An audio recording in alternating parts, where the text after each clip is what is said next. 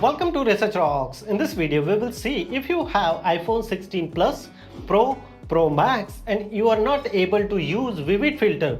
So how to use Vivid Filter and how to fix this problem and how to enable.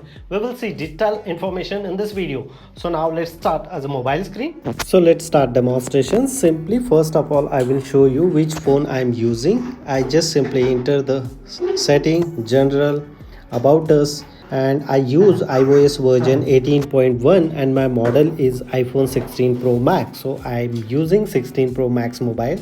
I go back here and if I open here the photo gallery, if I select here, so this is old photos. You consider like I'm transfer the photo 15 Pro Max to 16 Pro Max. If I press here the three line, the filter option is showing here and Vivid Filter is available here. But you consider this is an old picture I capture and then we can use this filter for here. But if I open the camera and just simply capture the photo here, and here after capturing the photo again press three line and the filter option is not showing here. It's surprise. So how to enable the filter option? It's very simple process. Go back and I just simply enter again the setting, the camera, and here the format, and after that here the camera capture option. Two options are showing in top of the screen, the high efficiency and most compatibility.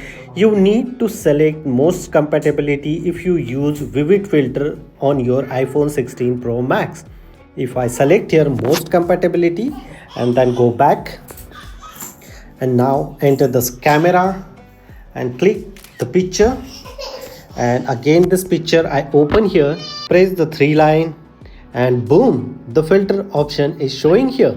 So this is a process to enable filter option in your iPhone 16 Pro and Pro Max, and simple way you need to select most compatibility features. So guys, if you really like this video, so please hit the bell icon, share this video and subscribe our YouTube channel Research Rocks. Till then, Jai Hind, Vande Mataram.